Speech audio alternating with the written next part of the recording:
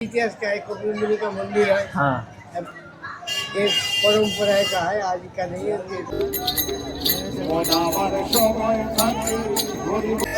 हर हर गंगे।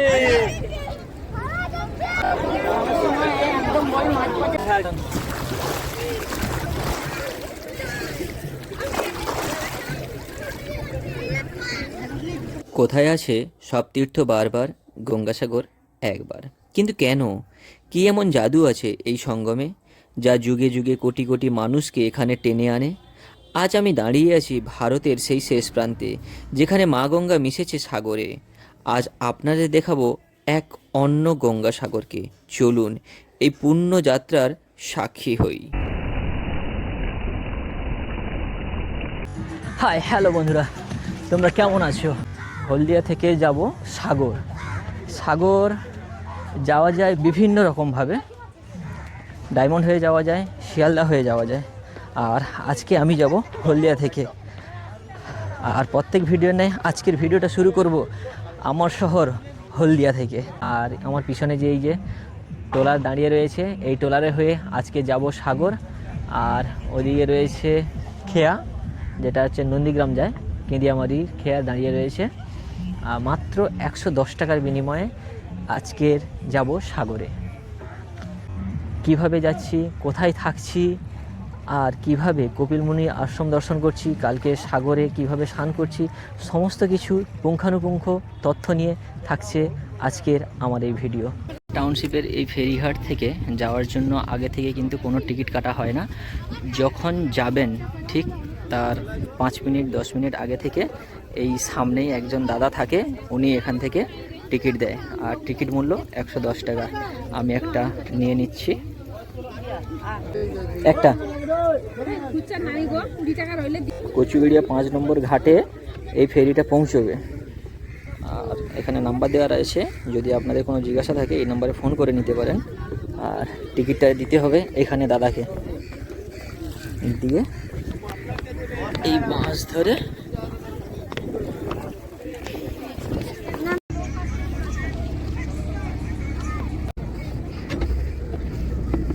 সময় 3:20।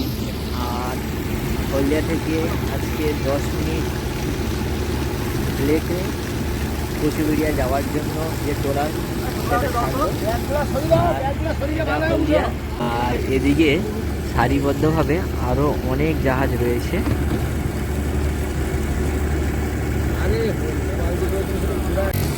নদী অনেকবারই পারাপার করেছি, কিন্তু এত কাছ থেকে এত বড় জাহাজকে এর আগে কখনো দেখিনি। এখন আমাদের এই ট্রলার চলেছে হলদি নদীর উপর থেকে। আর এই দিকে যে, অর্থাৎ আমার বাম সাইডে যেটা দেখছেন, এটা হচ্ছে নয়াচর। এই যে পাড়টা দেখা যাচ্ছে, এটা হচ্ছে নয়াচরের পাড়। আর এই ট্রলারে ঠিক ডান দিকে যে পাড়টা দেখা যাচ্ছে, অর্থাৎ সূর্য অস্ত যাই করছে, এটা হচ্ছে নন্দীগ্রাম। এটাই নয়াচরের শেষ সীমানা। এরপরে আমরা প্রবেশ করছি সাগরে।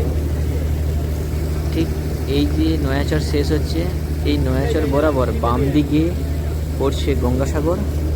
আর ঠিক ডান দিকে, যে দিকটা আমরা এখন কিছুই দেখতে পাচ্ছি না, এদিকে পড়ছে শঙ্করপুর, তাজপুর, দীঘা পড়ছে ডান সাইডে। হুগলি নদী পেরিয়ে যখন সাগরে প্রবেশ করছি, তখন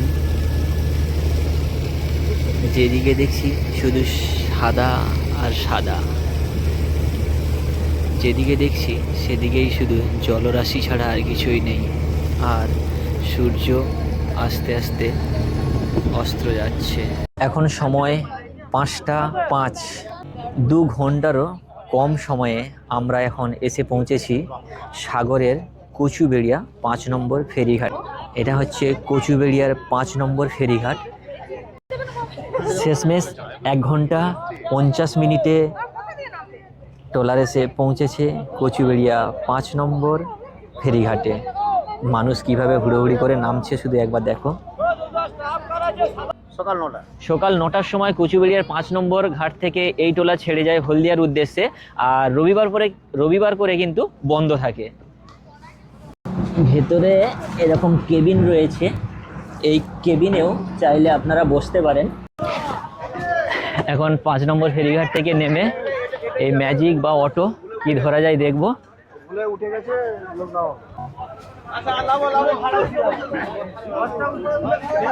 আচ্ছা, আশ্রম যাবে দাদা? এটা কোথায় যাবে? এই যে অটো। আমি যাব আশ্রমে, মানে গঙ্গাসাগর গঙ্গাসাগর যাব। যাবে এটা? না যাবে না, একা আছি আমি। না, ও আচ্ছা, ম্যাজিক গাড়ি যাচ্ছে। এখান থেকে গাড়ি পেলাম না, কারণ গাড়িগুলো সব বুক হয়ে গেছে। তাই এখান থেকে গাড়ি না পাওয়ার জন্য একটু হেঁটে বাস স্ট্যান্ডে চলে যাচ্ছি, ওখান থেকে বাস পেয়ে যাব। তাই হেঁটে ওখানে চলে যাচ্ছি, কারণ নতুন ফেরিঘাট তৈরি হচ্ছে, কাজ চলছে এখন। তাই এটা এখনও চালু হয়নি, চালু হবে। গঙ্গাসাগর মেলা কিছুদিন পরে চালু হবে না, তাই এখন এখানে বাঁশের গেট তৈরি হয়ে গেছে, এদিকে কাজ চলছে। গঙ্গাসাগর মেলা শুরু হবে আর কিছুদিন পরেই, তাই এখানে লাইট পোস্টার বানানো হচ্ছে, ওখানে সিসি ক্যামেরা লাগানো হয়েছে, আর রাস্তাঘাটকে নতুনভাবে সাজিয়ে তোলা হচ্ছে। হেঁটে আসছিলাম, রাস্তাতে ম্যাজিক গাড়িতে সিট খালি ছিল, উঠে পড়েছি আর নামবো একদম সাগরে। এটা হচ্ছে বাস স্ট্যান্ড, কচুবেড়িয়া 5 নম্বর ফেরিঘাট থেকে বাস স্ট্যান্ড আসতে পায়ে হেঁটে সময় লাগবে 10 থেকে 12 মিনিট। যেহেতু আমি ম্যাজিক ধরে নিয়েছিলাম, তাই আর বাস স্ট্যান্ড পর্যন্ত হেঁটে আসতে হলো না। আর এখন এই সুন্দর রাস্তা ধরে যাচ্ছি সাগরে, আর যেখানে আজকে রাতে আমি থাকবো। আর প্রস্তুতি পর্বের কাজ চলছে। সময় 6:30 আর আমাকে নামিয়ে দিয়েছে এই মোড়ের মাথায়, যেখান থেকে ডান দিকে গেলে ভারত সেবাশ্রম পড়বে। আমি এখন হাঁটতে হাঁটতে ভারত সেবাশ্রম সংঘের দিকেই যাচ্ছি। আর এই রাস্তা থেকেই কিছুটা এগিয়ে গেলে পড়বে কপিল মুনির আশ্রম, ওখানেও যাব। আগে একটা থাকার ব্যবস্থা করে নিতে হবে, কারণ একা আছি তো। সব থেকে গুরুত্বপূর্ণ জিনিস হচ্ছে একটা থাকার ব্যবস্থা। আগের মাথায় নামলাম, নেমে একটু হেঁটে আসতেই সামনে ভারত সেবাশ্রম সংঘ দেখতে পেলাম। তো এর ভেতরে এখন যাব, গিয়ে দেখব একা থাকার মতো কোনো ব্যবস্থা আছে কি না। ভেতরে এলাম, এসে এখন যেখানে বুক হয় সেখানে সামনে তো প্রচণ্ড ভিড়। দেখি এখানে রুম পাওয়া যায় কিনা একা থাকার জন্য। ভারত সেবাশ্রম সংঘে এসছিলাম, এনারা পরিষ্কার জানিয়ে দিয়েছে যে একজনকে এরা রাখে না, মানে সিঙ্গেল যদি কেউ আসে তাকে এখানে রাখা হবে না। এখন হাঁটতে হাঁটতে এসে সেই গঙ্গাসাগরের বিখ্যাত কপিলমুনি আশ্রমের সামনে আমি চলে এসেছি। আর এখানেই তো দেখি, চলো এর ভেতরে রুম পাওয়া যায় কিনা। এখানে নাম্বার রয়েছে, এখানে থাকার ব্যবস্থা আছে, তো নম্বরটা এখানে দেওয়া রইলো। এবার আমি রুম পাই কিনা সেটা দেখব। রয়েছি কপিলমুনি ধর্মশালাতে। তো এখানে কিন্তু যে রুম রেট 500 টাকা থেকে 700 টাকা পর্যন্ত রুম রেট। আর এখানে যে বুকিংটা হয়, যে আগে আসবে সে আগে পাবে, আর একদিনের জন্যই এখানে রুম দেওয়া হয়। আর আপনারা ভুলেও আমার মতো একা আসবেন না, একা এলে কিন্তু এখানে রুম পাবেন না। তো এখানে পেলাম না, দাদার কাছ থেকে কিছু ইনফরমেশান নিয়ে যাচ্ছি ওখানে, দেখি পাই কি না। কপিলমুনি ধর্মশালা থেকে বেরিয়ে এদিক যুব আবাস বলে একটা আছে, পদসাথী বলে একটা আছে, এরকম দুটো সরকারি আবাসনের ঠিকানা আমাকে দাদা দিল। তো সেইখানে আমি এখন যাচ্ছি। আমি কিন্তু হাঁটতে হাঁটতে গঙ্গাসাগর যুব আবাস এখানে চলে এসেছি। তো ভেতরে যাব, এখানে রুমের ব্যবস্থা আছে কিনা সেটা একবার খোঁজ নেব। চলো বন্ধুরা, গঙ্গাসাগর এসেছি, কিন্তু এখানে কোথাও আমাকে একাকে রুম দিল না। ভারত সেবাশ্রমে গেছিলাম, রুম পেলাম না। কপিলমুনি আশ্রমে গেলাম, ওখানেও রুম পেলাম না। শেষমেশ এসে পৌঁছেছি গঙ্গাসাগর যুব আবাস, পশ্চিমবঙ্গ সরকার যুব কল্যাণ ক্রীড়া দপ্তর। এখন এই অফিসে সরকারি যাত্রী নিবাসের সামনে এসে আমি দাঁড়িয়েছি। তো এখানে আমি রুম পেয়েছি। এখানে কি কি রুম অ্যাভেলেবেল রয়েছে সেটা কিন্তু এখানে দেওয়া রয়েছে। ডরমেটরি, নন এসি, এসি, ডুইলেক্স আর কটেজ, এই 5 ধরনের রুম এখানে পাওয়া যায়। তো আমার মতো যদি আপনারা একা আসেন তাহলে কিন্তু থাকতে হবে হোস্টেলসে, যেটা ডরমেটরি, যার ভাড়া জন পিছু মাত্র 236 টাকা। আর এটা ছাড়াও এখানে আরও একটি গভর্নমেন্ট রয়েছে, সেটা হচ্ছে পথের সাথী। ঠিক আমি যে রাস্তা থেকে এলাম, কপিলমুনি আশ্রমের ঠিক পেছনের থেকে, মানে পাশ থেকে যে রাস্তাটা এসছে, সেই রাস্তা হয়েই গেলে প্রথমে পড়বে যুব আবাস, তারপরে পড়বে পথের সাথী। আপনারা চাইলে এখানে যদি না পান তাহলে কিন্তু পথের সাথীটাও বুক করতে পারেন। আমি যে ডরমেটরিতে রয়েছি এর ভাড়া পড়েছে 236 টাকা। আর ইন টাইম তো আস্তে আস্তে অনেকটাই লেট হয়ে যায়, কিন্তু আউট টাইম রুম ছেড়ে দিতে হবে 10টা 30-এ।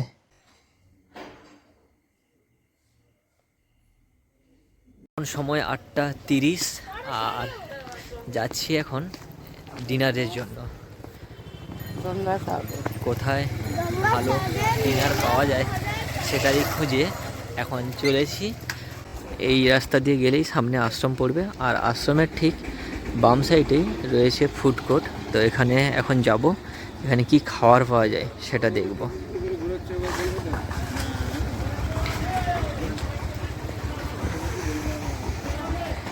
আর এখানে আজকে রাতে ডিনারটা সারব, আর ডিনারে কি কি রয়েছে সেটা একবার দেখে নেব। ডিনারের মেনু কি রয়েছে, মেনু কার্ড রয়েছে। পোনা মাছ মিল 90 টাকা, আর সবজি ভাত 60 টাকা। পুরো মিলের ডিটেলসটা এখানে দিয়ে দিলাম। আর এদিকে মনে হচ্ছে ওইখানে গিয়ে অর্ডার করতে হবে হয়তো। এখানে আমি খাবারের অর্ডার দিয়েছি সবজি ভাত আর ডিমের অমলেট। সবজি ভাত চলে এসছে, আর এখন ভাই ডাল দিচ্ছে। সবজিতে আছে কপি চচ্চড়ি, আলু ভাজা, একটা লেবু, একটা পেঁয়াজ, পাঁপড়, আর ডিম ভাজতে বলেছি, ডিম ভাজাটা দিয়ে যাক। আর রয়েছে ডাল। এখন খাওয়া দাওয়া করে দেখি টেস্ট কেমন হয়েছে। ও গরম গরম ধোঁয়া উঠছে। ঠিক আছে, এখন খেয়ে নিই, খাওয়া দাওয়া করে উঠি। আর কত বিল হলো সেটা বলছি খাওয়ার শেষে। ফুড কোর্ট থেকে খাওয়া দাওয়া করে মুখে মৌরি নিয়ে বেরিয়ে এলাম। আর এই খাবারের জন্য আমাকে বিল পেমেন্ট করতে হয়েছে মাত্র 80 টাকা। রুমে গিয়ে ফ্রেশ হয়ে একটু রেস্ট নিচ্ছিলাম, নিয়ে যখন বেরোলাম তখন সময় হয়ে গেছে রাত্রি 9টা। আর রাত্রি 9টা বাজতে কিন্তু আশ্রম বন্ধ হয়ে গেছে। আমার পিছনে যেটা দেখছেন এটা হচ্ছে আশ্রম, কপিলমুনির আশ্রম। আর এটা কপিলমুনি আশ্রমে যাত্রী নিবাস। সারাদিন জার্নি করে এসেছি, অনেক রাত হয়ে গেছে। এখন হোস্টেলে এসে শুয়ে পড়েছি। আবার দেখা হচ্ছে আগামীকাল সকালে। কিভাবে ঘুরছি গঙ্গাসাগর, কোথায় স্নান করছি, সমস্ত কিছু থাকছে পরের দিন। আমি এখন রয়েছি পশ্চিমবঙ্গ সরকারের যুব আবাসে ডরমেটরি রুমে। তো এখানে এসে দাদাদের সাথে পরিচয় হয়ে গেল। দাদারা কোথা থেকে আসছেন? দাদারা বর্ধমান থেকে আসছি। বর্ধমান থেকে। এনারা টোটাল 5 জন এসছে, তার মধ্যে আপনারা 2 জন এখানে আছেন? 3 জন এখানে। 3 জন এখানে আছেন, আর 2 জন আপনার ডেভেলপমেন্ট অথরিটি যেটা আছে আচ্ছা। ওদের গেস্ট হাউসে আছে। মানে ওটাও গভর্নমেন্টের, ওটাও আপনারা অনলাইনে বুকিং করে আসতে পারবেন, কিন্তু ওটা হচ্ছে ডরমেটরি নয়, ওটা রুম সিস্টেম, তাই তো? সিস্টেম একদম ওখানে অ্যাটাচ বাথ আছে, এসি আছে, খুব first class system. First class, ওটাও অনলাইন সিস্টেম টোটালি। অনলাইনে বুকিং 750 টাকা ভাড়া, ডবল বেড। 3 তারিখ থেকে বুকিং বন্ধ থাকবে, অনলাইনের বুকিং হবে না। তখন এখানে এসে স্পট বুকিং, মানে ম্যাক্সিমামটাই সরকারি লোকেদের বুকিং থাকে। তখন পাবলিকের বুকিং থাকা পাওয়া খুব সমস্যার ব্যাপার। তো 3 তারিখে আগে পর্যন্ত এলে বুকিং পাওয়া যায়, কিন্তু এখনই বুকিং পাওয়া কতটা মানে লাকের ব্যাপার আর কি। এখন প্রচুর চাপ, অলরেডি সাগরের ঢল আরম্ভ হয়ে গেছে। এখন রুমটা ছেড়ে এবার যাব, পুরো গঙ্গাসাগর ঘুরে দেখব, আর আপনাদেরকেও ঘুরে দেখাবো। গুড মর্নিং ফ্রম সাগর। সময় সকাল 8টা 30। বেরিয়ে পড়েছি সাগর স্নান করব। তারপরে এই সাগরের যে আরও বিশেষ কিছু স্পট রয়েছে সেগুলোও ঘুরে দেখব। যা পশ্চিমবঙ্গের সর্ববৃহৎ জনসমাগম এবং ভারতের দ্বিতীয় কুম্ভমেলার পরেই যেটা স্থান রয়েছে এই সাগর মেলা। আর এই গঙ্গাসাগর যুব আবাস যেখানে আমি ছিলাম দিনের বেলা, তার একটা আউটলুক আপনাদের জন্য।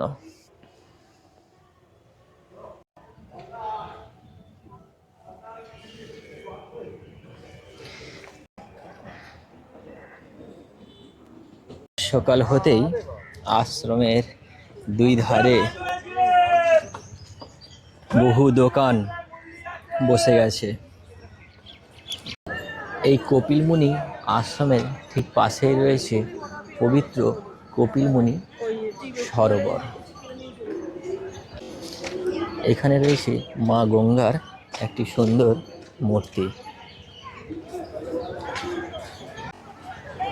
দেখতেই পাচ্ছেন এখানে একটা সরোবর বানানো রয়েছে, আর ঠিক তার মাঝখানে রয়েছে মা গঙ্গার একটি মূর্তি। কি অসাধারণ লাগছে। এদিকে আশ্রম রয়েছে, আর এই আশ্রমের সামনাসামনি যে রাস্তাটা দেখতে পাচ্ছেন, এই রাস্তা হয়ে সোজা হেঁটে এগিয়ে গেলে আপনারা সাগর পাবেন। আর আমি এখন সেই সাগরে যাচ্ছি পবিত্র স্নান করতে। মাঘী পূর্ণিমার স্নান শুরু হবে 3 তারিখ থেকে, আর পৌষ পার্বণের স্নান 15ই জানুয়ারি। তাই রাস্তাঘাট পরিষ্কারের কাজ চলছে। আর এদিকে রয়েছে বিশাল বড় অনুষ্ঠানের যে আয়োজন, যে মেলা হবে, সেই মেলার যে দোকানদানি সমস্ত কিছু প্রস্তুতি পর্ব কিন্তু শুরু হয়ে গেছে। জোর কদমে চলছে প্রস্তুতি পর্ব। আর সামনেই দেখতে পাচ্ছ বিশাল বড় একটা গেট বানানো হয়েছে।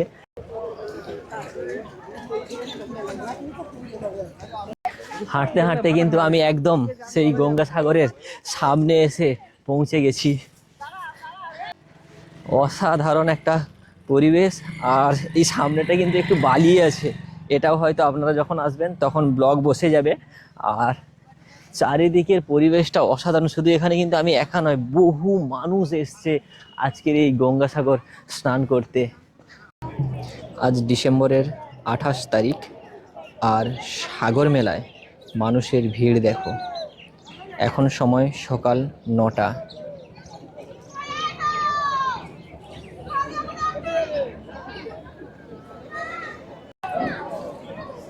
গঙ্গাসাগরে স্নান করবেন এবং লেডিসরা ভাবছেন ড্রেস চেঞ্জ করব কোথায়, তাদের জন্য রয়েছে এরকম পেপার দিয়ে ঘেরা একটা ঘরের মতো ব্যবস্থা করা রয়েছে। 20 টাকার বিনিময়ে এই জায়গাতে আপনারা ড্রেস চেঞ্জ করতে পারবেন। এরকম অনেক রয়েছে। আর প্রচুর মানুষ এখন স্নান করছে এই গঙ্গাসাগরে। আর আজকে আমিও স্নান করব। আমি একটু চিন্তিত ছিলাম, কারণ আমি আজ সোলো ট্রাভেলার, তো কোথায় ব্যাগপত্র রাখবো এই নিয়ে একটু চিন্তিত ছিলাম। এই দাদার সাথে একটু কথা বললাম। দাদাকে বলেছি দাদা ব্যাগটা একটু লক্ষ্য করবে, আর আমি গিয়ে স্নান করে আসব। চলো বন্ধুরা, আজকে শুধু আমি স্নান করব না, আমার সাথে আপনারাও কিন্তু স্নান করবে এই গঙ্গাসাগরে। হর হর গঙ্গে। এই দেখো প্রচুর মানুষ আসছে, প্রচুর মানুষ স্নানে যাচ্ছে, বাচ্চা খেলছে। এইখানে একটু শক্ত কাদা রয়েছে, এই কাদার উপর থেকে যেতে হচ্ছে। এটা এখন ভাটা পড়ে গেছে। যদি জোয়ারের সময় কিন্তু যদি স্নান করতে আসেন তাহলে কিন্তু এই সমস্যাটা হবে না।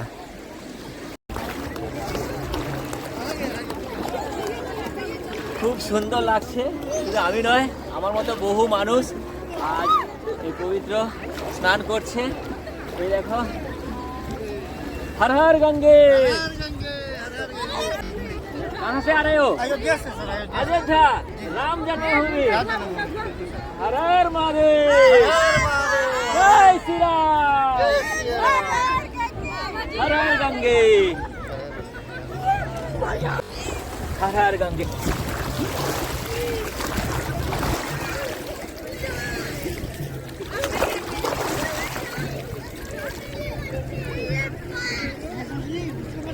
हर हर गंगे। ये ठंडा লাগছে।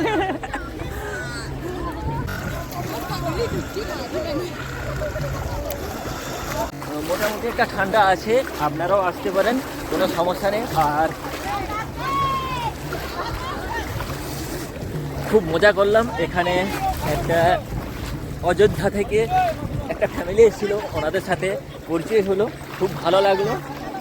একা বেরোলে যে সবসময় একা থাকবেন তা নয়, কিন্তু এরকম অনেক অজানা সাথীর সাথে দেখা হয়ে যাবে।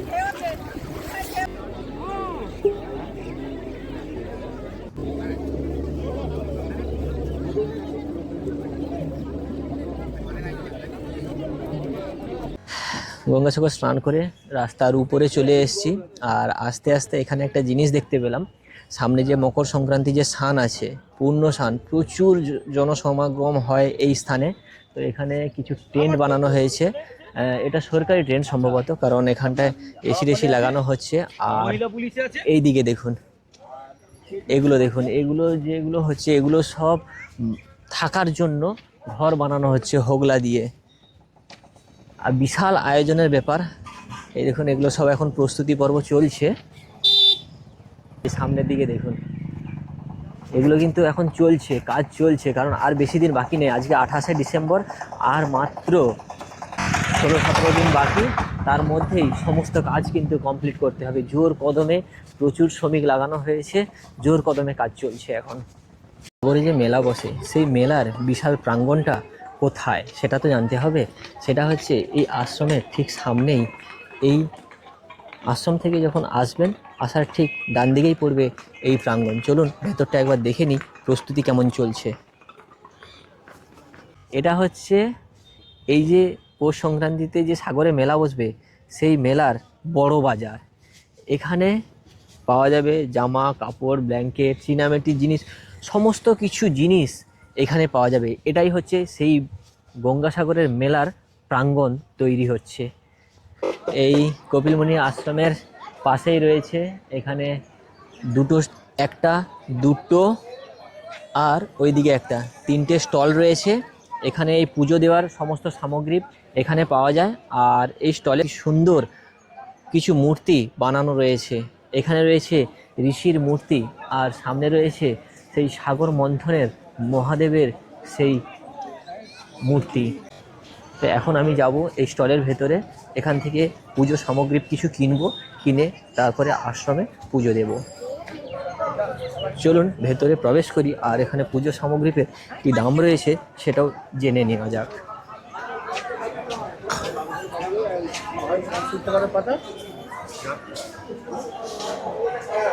এখানে একটা নয়, প্রচুর দোকান রয়েছে। পুরো স্টলটার ভেতরেই দুদিকেই দোকান রয়েছে। এর ভেতরে তো চলে এলাম। এবার এখানে যে প্রসাদ, সেই প্রসাদের প্রাইসটা কেমন সেটা একটু জেনে নেব এই দাদা ভাইয়ের কাছ থেকে। এখানে যে পুজো দেওয়া হয়, এই পুজো দেওয়ার যে প্রসাদ সামগ্রী, এর প্রাইস রেট কত থেকে শুরু আছে? 30 টাকার এরকম হবে, এরকম নিলে 30 টাকা করে হবে, ঠিক আছে। আর তুমি যদি আলতা সিঁদুর ছবি প্রসাদ দিয়ে এরকম নিতে পারো, এরকম নিলে 50 টাকা করে হবে। আর এখানে লাড্ডু মঙ্গল ঘট এরকম দিলে 100 টাকা করে হবে, ঠিক আছে। আর এখানে প্যাড়া দিয়েও 200 টাকার আছে, ঠিক আছে। আর খাজা দিয়েও 200 টাকার আছে, যেরকম নিতে পারো। বা কারোর মানত পুজো থাকে 1000 টাকার, সেরকমও নিতে পারো, যেরকম তোমার খুশি। আর দক্ষিণা আপনার যা খুশি মন্দিরে, ওখানেও কোনো জোর করবে না। প্রসাদ নিয়ে নিয়েছি, এবার পুজো দিতে মন্দিরে প্রবেশ করব। আর আমার ডালি নিয়েছে 100 টাকা।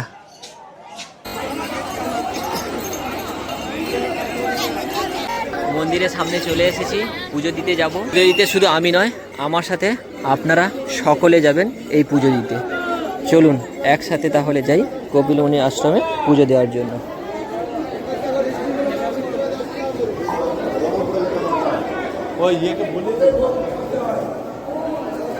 এটা হচ্ছে মন্দিরের ভেতরের পুরো পরিসর।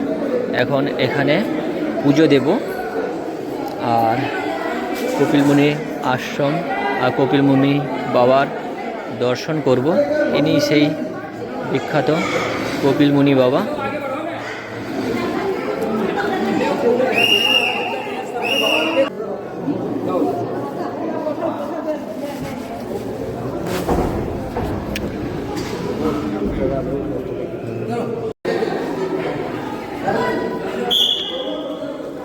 আশ্রমের দরজা খুলে দেওয়া হয় প্রতিদিন ভোর 5টা থেকে, আর সকাল 10টার সময় গেট বন্ধ করা হয় 15 মিনিটের জন্য। পুজো দেওয়া হয়ে গেছে, শুধু আমি নয়, আমার মতো বহু মানুষ, প্রায় লক্ষ লক্ষ মানুষের ভিড় এখন এই কপিলমুনি আশ্রমের সামনে। বলা যেতে পারে একদম জনসমুদ্রর সাগরে এসছি। আর একটু নাগা বাবার আশীর্বাদ নেব না, তা কি হয়? তাই এখন যাচ্ছি নাগা বাবার आशीर्वाद निते। इतिहास का है, कपिलमुनि का मंदिर है। हाँ, एक परंपरा का है, आज का नहीं है, ये का है। गंगा नहा लो, कबीर मुनि के दर्शन करो, बाबा लोग से आशीर्वाद लो। यही एरिया का बात है।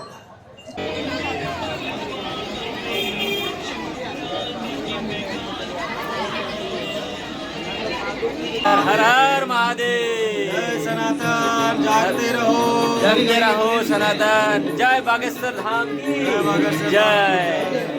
जय शंभू। जय शिव शंभू। जय शिव।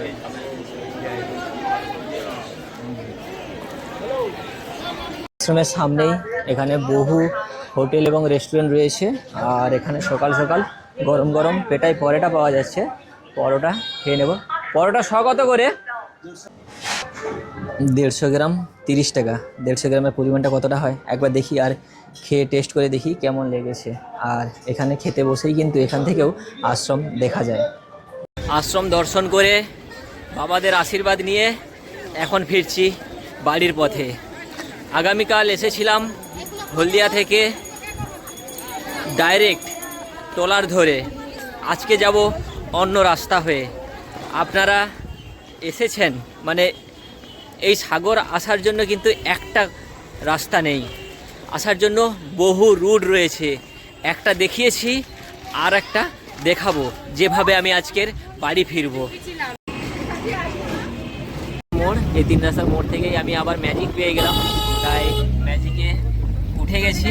আর বাস স্ট্যান্ডটা একটু সামনে, বাস স্ট্যান্ডে যদি আপনারা নামেন তাহলে ওখান থেকে হয় টোটোতে করে আসতে হবে। আর এখন যাচ্ছি কচুবেড়িয়াতে, আর এখান থেকে ভাড়া নেবে। তাহলে ভাড়া কত ওখান থেকে? 60 টাকা। যদি আপনারা বাসে হয়ে আসেন তাহলে আপনাদেরকে কচুবিড়ার এই বাস স্ট্যান্ডে নামিয়ে দেবে। আর আমি উঠেছিলাম ম্যাজিকে, তাই দাদাভাই আমাকে নিয়ে একদম সোজা কচুবেড়িয়ার যে জেঠিঘাট, সেই জেঠিঘাটের সামনে আমাদের সকলকে নামিয়ে দিয়েছে। ম্যাজিক থেকে নেমে আমি এখন যাচ্ছি এই ফেরিঘাটে, কারণ এখান থেকে 8 নম্বর যাওয়ার জন্য আমাকে ভেসাল ধরতে হবে। আর এখানে এসেই তো বোঝা যাচ্ছে যে মানুষ কত এসছে, এখানে লাইন পড়ে গেছে, এই দেখো। আর এই যে এখানে টিকিট কাউন্টার, এখান থেকে টিকিটটাকে কেটে নেব। 9 টাকা ভাড়া নিল, 9 টাকা দিয়ে টিকিট কাটলাম। এবার যাব এই পথ হয়ে। ভিড় দেখো আজকে, মানে প্রথমে বোঝা যাচ্ছিল না কিন্তু এত ভিড় বলে। এখানে টিকিটটা নিয়ে নিল। এবার যাচ্ছি ভেসালে উঠবো লট 8-এ যাওয়ার জন্য। আর ভিড়টা দেখো একবার, এই দেখো ভিড় দেখো, যাওয়া যায় নাকি দেখতে হবে। দেখি দেখি দেখি দেখি দেখি দেখি একটু সাইড দিন।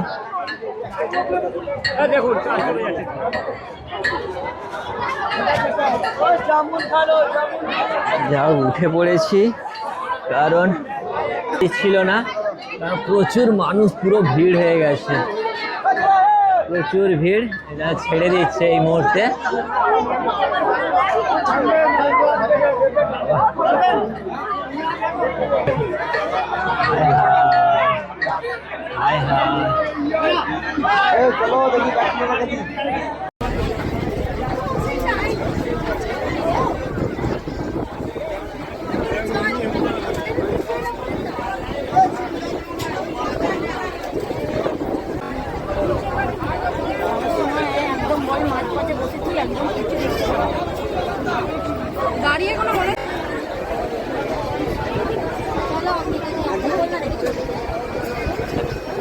কচুবেড়িয়া থেকে এখন চলে এসেছি লট 8-এ। এই মুহূর্তে আমাদের ভেসাল ঠেকছে লট 8-এ।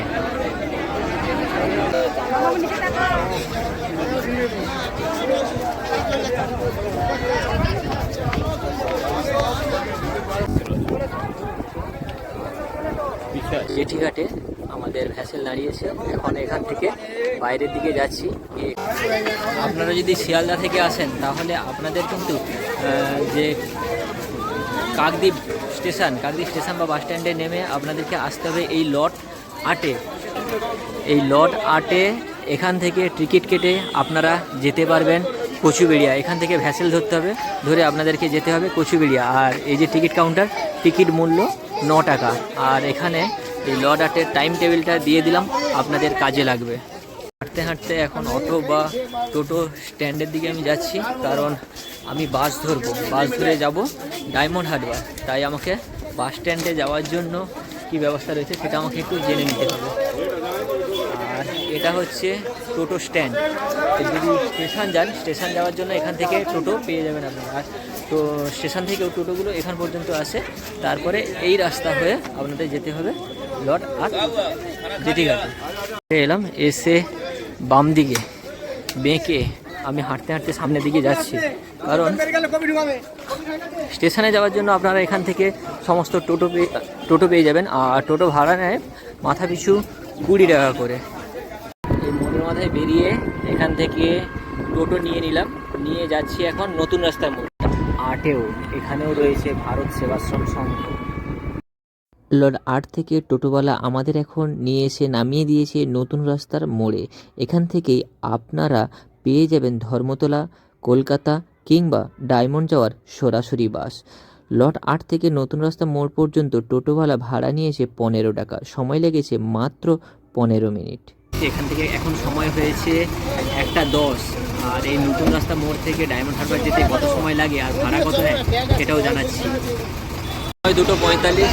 আর এই বাস এখন নামিয়ে দিয়েছে ডায়মন্ড হারবারের এই জেটি ঘাটের সামনে। আর ডায়মন্ড হারবার থেকে কুকুরহাটি যাওয়ার ভাড়া 27 টাকা। আর নতুন রাস্তার মোড় থেকে ডায়মন্ড হারবার পর্যন্ত আসতে ভাড়া নিয়েছে 40 টাকা করে। কাউন্টার এখান থেকেই যেতে হবে ওই দিকে। এখানে বারকোড সিস্টেম রয়েছে, এই বারকোড স্ক্যান করে যেতে হবে ওই দিকে।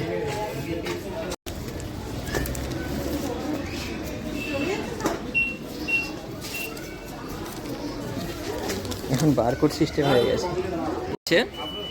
অনেক মানুষের খুব অসুবিধা হচ্ছে, যারা জানে না তাদের খুব অসুবিধা হচ্ছে। আর এই গেটটা খুলে দিয়েছে।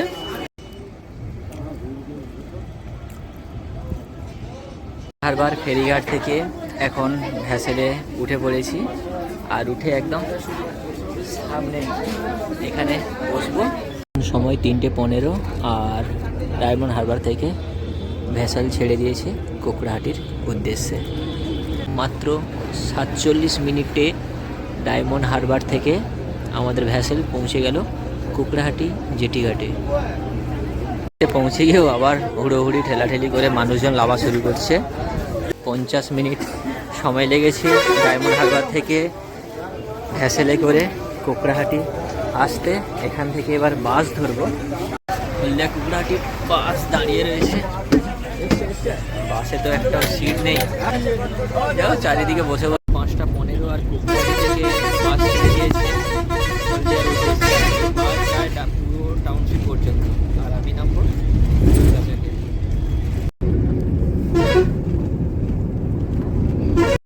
সময় 5:45 মিনিট সময় নিয়েছে কুকড়াহাটি থেকে দুর্গাচক আসতে। বাস থেকে নেমে এখন হাঁটতে হাঁটতে বাড়ির দিকে যাচ্ছি।